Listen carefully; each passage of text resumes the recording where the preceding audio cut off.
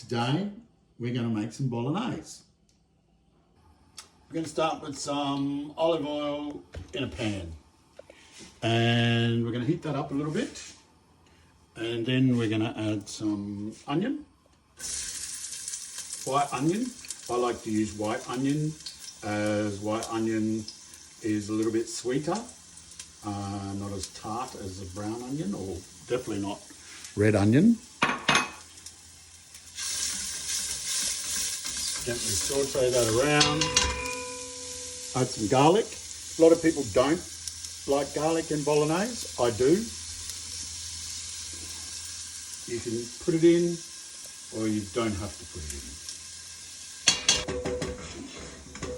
in. Herbs I'm putting in is fresh parsley from the garden, continental parsley, always, and some fresh oregano from the garden.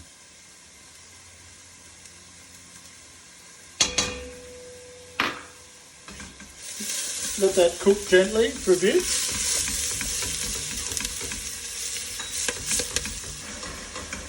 Okay, I'm going to add some vegetables now. We've got some celery with some of the celery leaves in. I like to do this in an order. I like to do the onions first, then the garlic, then the herbs, then the veg. And we cook that and then add the minced meat later.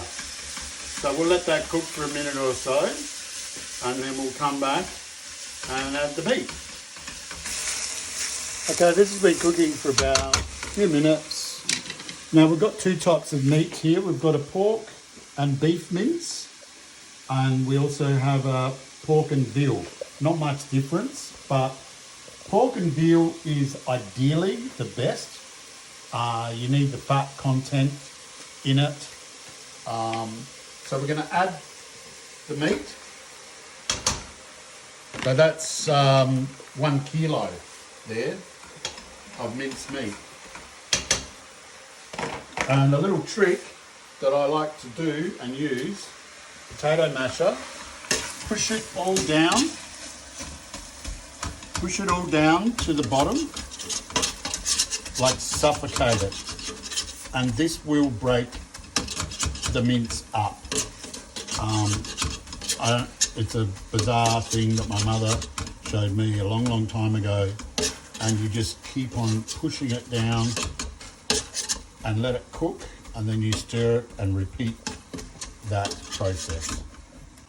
Okay, it's cooking, so what we're doing is now I'm actually going to add a little bit of onion salt, as it's my spice of, I don't know, I pretty much add it to a lot of things. And we stir it around, right, stir the minced meat around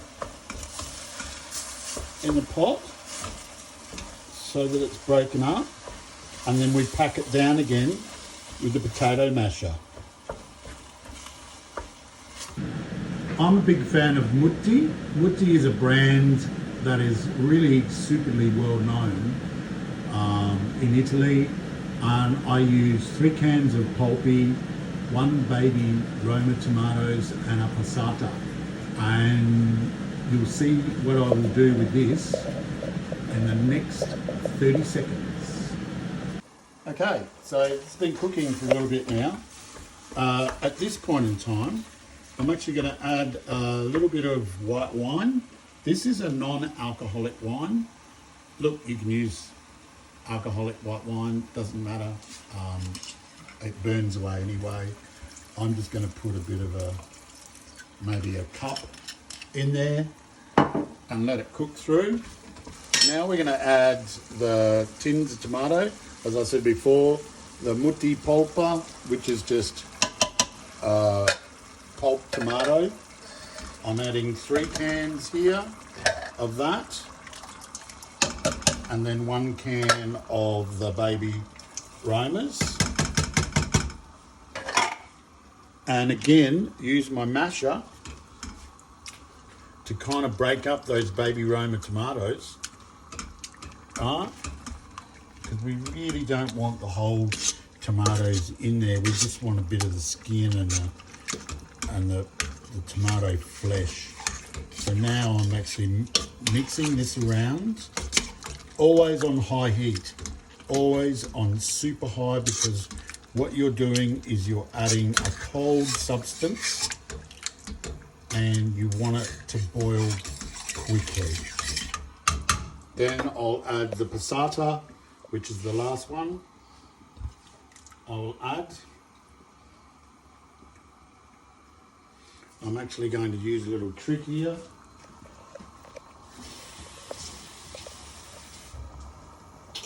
What I do is I fill this up with water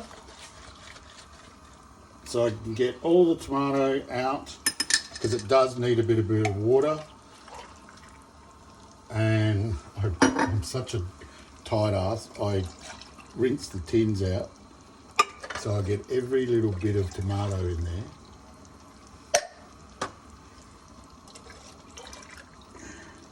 And I add that. And then I wait for this to boil, and then I will season it, and it will actually sit for a good couple of hours simmering, because it needs to cook on a slow heat. Okay, this has now come to a full boil. Right, we're going to now season it. I've got probably 2 teaspoons of salt there that's got some pink salt mixed in with it. I'm going to add that, and then I'm going to add some cracked pepper. So I've added the cracked pepper. I'm going to give it a good little stir. Alright. Now this is a lot of sauce. This is enough for about 10 people.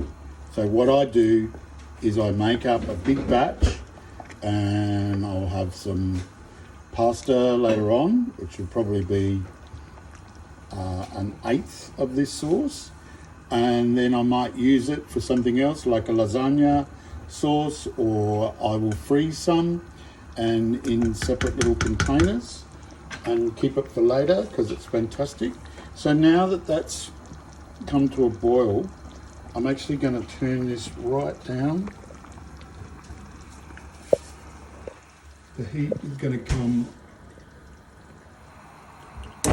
all the way down, and I'm going to simmer this with a lid that has a hole in it so that the air escapes. There's my little hole. Okay, my pasta sauce is now cooked, and it is looking beautiful and tasting beautiful. So I've cooked the pasta already, and what I've done is I've drained it and with cold water, and I'll put some olive oil in it so you can keep this for later. Right, I'm only going to do a portion of this, and put some sauce in the pan like so. Add your pasta in.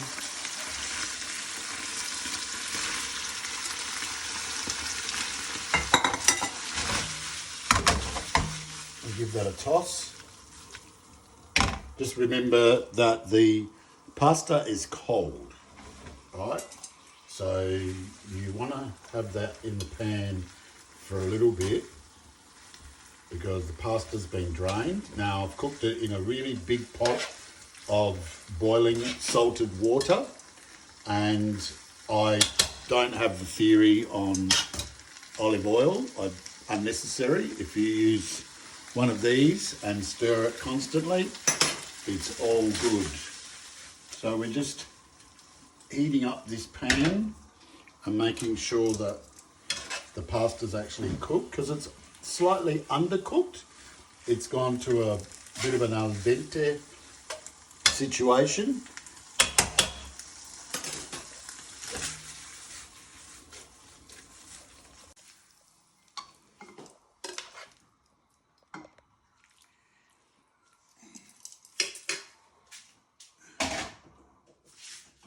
And added some little bit more sauce on the top. so. Oh wow, this is going to be beautiful.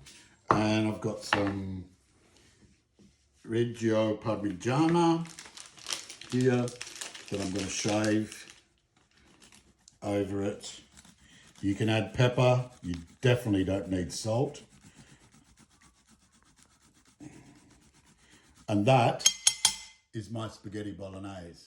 Buon appetito.